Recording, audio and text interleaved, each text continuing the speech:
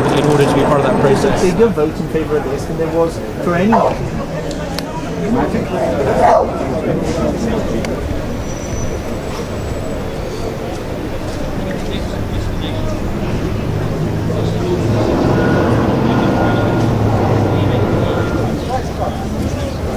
Mr. Corbyn, what's your reaction to the Prime Minister resigning?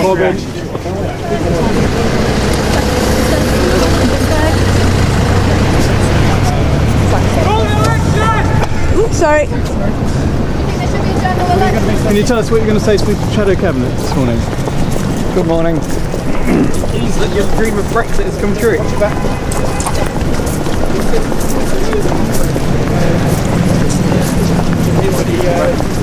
To be expected, Mr. Corbyn. The Prime Minister's just resigned. Can we just have one comment? We'll talk more later.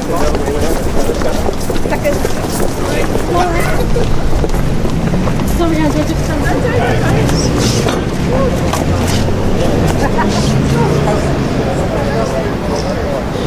I have nothing but high praise for him. I'm sorry, genuinely sorry he's chosen to go. I would rather he hadn't, but therefore there's no longer any possibility of that. So I wish him well.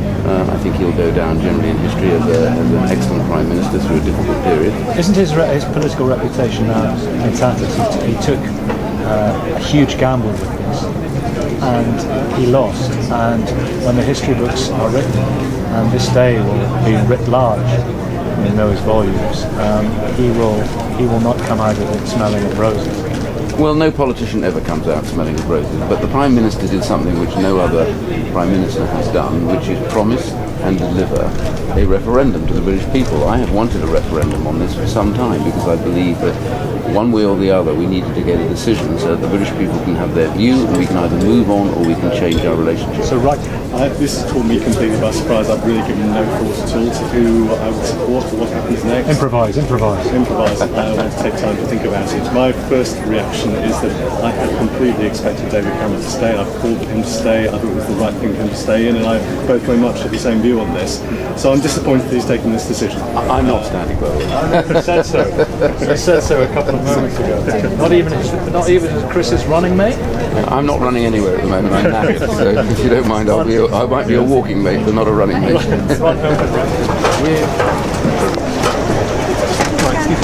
Well, I mean, David Cameron's had to face his responsibilities. George Osborne can't be far behind. In fact, if anything, the Chancellor was probably more culpable than the Prime Minister for the nature and tone that the Remain campaign, as led from Westminster, fought. Interestingly enough, the Remain campaign in Scotland was quite different in its tone and its arguments and the way it was expressed. And of course the result in Scotland was 62% for Remain, where in a 26% margin over Leave, where the result in England was a 6% margin for Leave. So perhaps when David Cameron writes his memoirs, he might want to address this question: that how on earth can you hope to inspire people if you fight an entirely negative campaign? And anything, I mean, I wouldn't lecture people on the people of England, but I know one thing about the people of England: they won't be bullied into an argument. You've got to inspire and give a positive reason for doing something, and I suspect even now the Prime Minister perhaps regrets not taking that high ground in this referendum. It is a 10 today for Britain, and by any measure.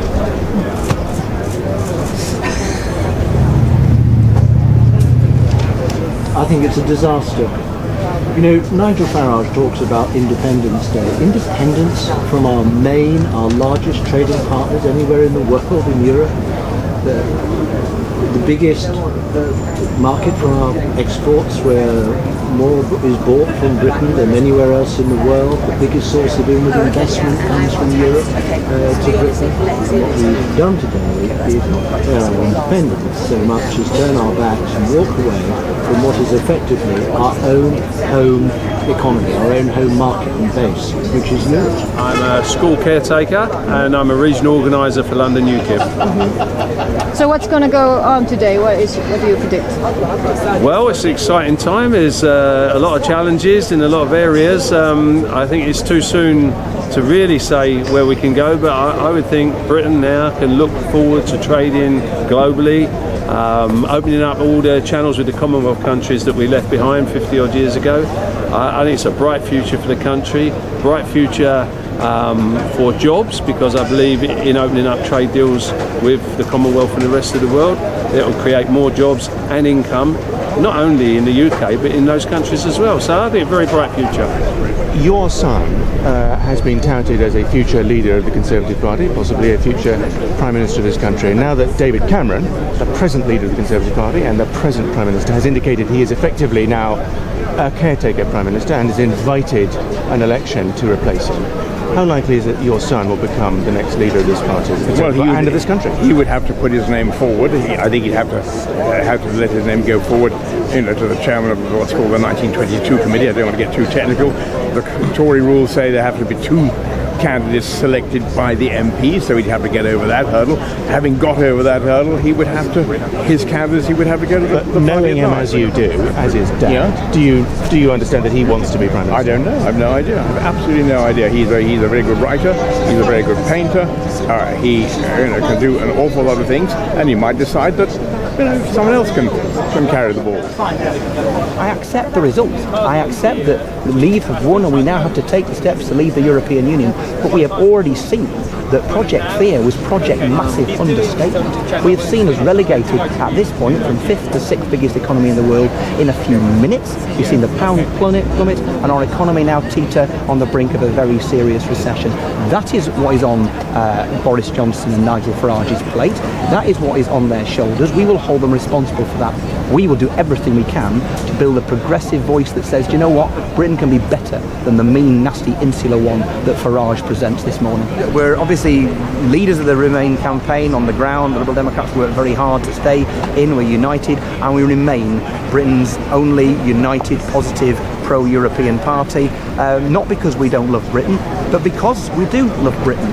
If you're a patriot, you argue for Britain's interests, and for us to leave the European Union is an act of self-harm. I accept the result, though. The majority must have their way.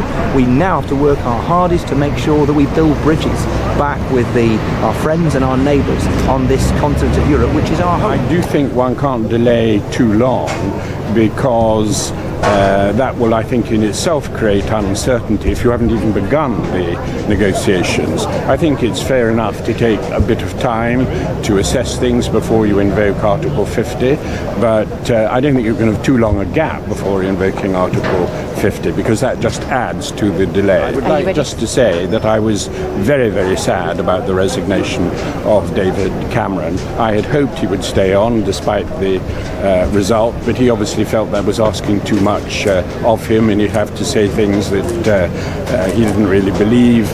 I think he's been an excellent Prime Minister, and I regret that it has ended in this way. You've got mine wrong. Do you know, I'm actually sorry, but just one national agency. Just for the international. Just for 30 seconds. Oh, just like 30 seconds. Just a really quick reaction today, and then we'll. So yeah, how are you greeting the news? Well, it's obviously, I think, quite dangerous waters for Britain, and it's really important that everybody now pulls together to make this work. I was obviously really disappointed by the result, but it's going to be important now that everybody works for some stability in the markets, that we get the best possible deal in the negotiations, and that there is some sober reflection on the situation that we're in. Thank you. Thank you very much. Thank you so much. Sorry.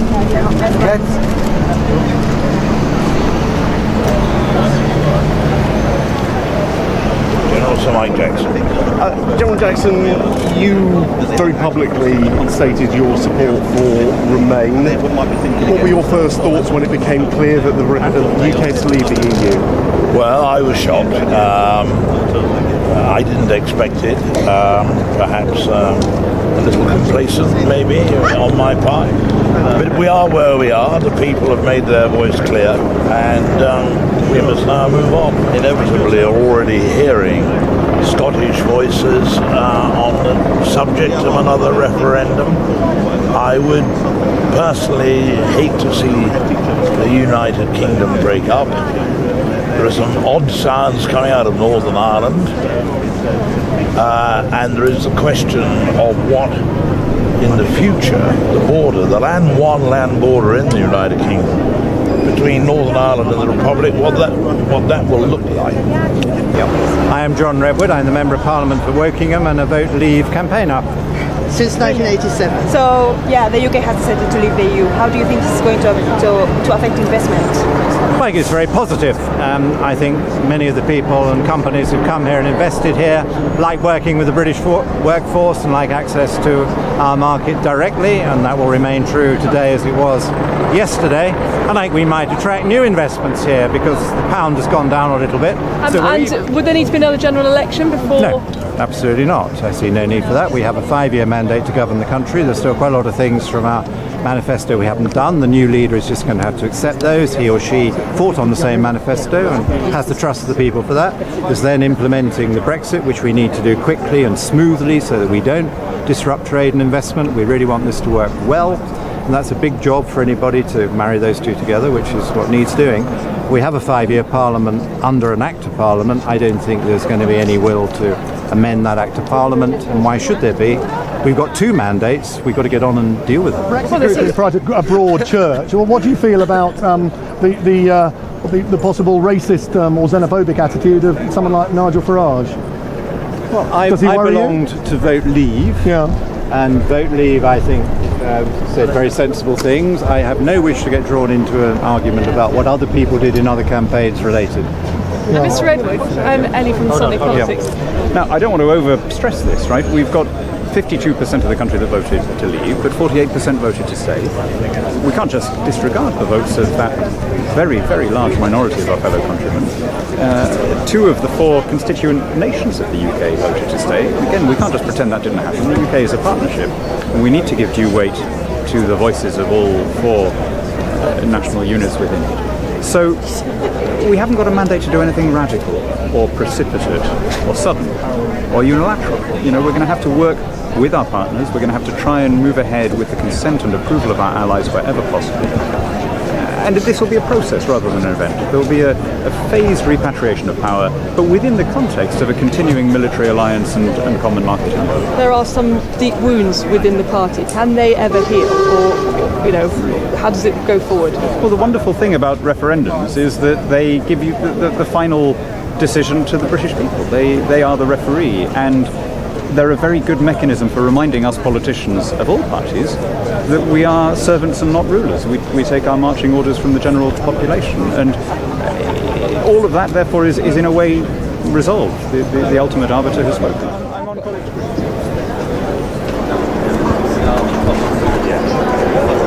Prime Minister is going. We will have a first time a clown as a Prime Minister. And this one is, as you know, what Farage is offering.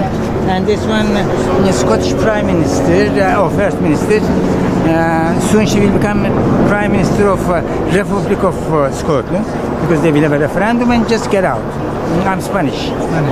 But I'm British. I live here since 41 years, and I vote Remain, and devastated, heartbroken, and shattered. I remember in the 70s on the streets of Digbeth and in Dalton in London marching against racism and fascism as a proud Tory with people of all political persuasions. Only yesterday I was out, I was called a traitor, and I heard people talking about getting immigrants out. I've not heard that for a very long time in my country. And we're a great people and we're a tolerant people. But we've taken away that tolerance and we've allowed something unpleasant to emerge, and we've now got to stop that, and we've all got to work together to heal in communities and amongst people, and that is so important in what we now do, because we are a good, noble people, and immigrants have enriched our country. It's a pity that wasn't said more of. You guys have now got to get that message out there. We've got to have that. Are we all right? No, we're free till 1:30. There you are, I think. A bit tired. Yes, it's been a good day. It's been a big news day. I like the one of me. I'm going. How did you vote? I can't tell. I'm with the BBC. We never reveal that. You've been up all night. Hello, how are you? Nice to meet you. How are you? Are you coming to Addison? I am. Lionel Barber can explain why he didn't win. So you know, I called this 18 minutes ago, You did? and the landslide did. There you go. Oh, we'll come to you next time. Do you see a positive future for the UK? There's always a positive future for the UK, and all right. I'm a patriot. Nicky Morgan, Secretary of State for Education. Your reaction to today, first of all, please. Well, look, I obviously campaigned for a Remain vote. I thought that was the right thing for Britain to do to stay as part of the EU. But we've had a very clear message from the British people, a very clear vote, and that's something now that we respect that result and we will deliver on it. And what about Cameron standing down? I think it's really very sad. It was very emotional to watch the Prime Minister, but such a mark of the man. You know, he's incredibly honourable to say that actually he didn't think he was the right person to negotiate the exit. And I really hope that he is remembered not for this, but for all that he's done to get our economy back on track, education reforms, delivery of same-sex marriage, more jobs, you know, and also for steering the government through a coalition in the last Parliament. That was a huge achievement. Would you be interested in taking on that role? Well, I think that's not for today. I think we need to also think about the result today and what we're going to do going forward. There's going to be a contest. The Parliamentary Party will decide who they want. All I would say is I hope very much that there is a woman in the final two. Whether it's me or another colleague, I think that would be a great thing for the 21st Century Conservative Party. Thank you. Thank you very much. Massive political and economic, short-term, long-term, and within a few hours, it's foolish to try to be over prescriptive. But It's going to be right, isn't it? No, I don't think it is going to be. Oh, everyone's going to be happy. We can have a great, fantastic British future for Britain. Well, I'd love that to happen. What do you think the biggest dangers are? I think the biggest danger in the short run is weakening confidence, lack of investment, economic. I think uncertainty.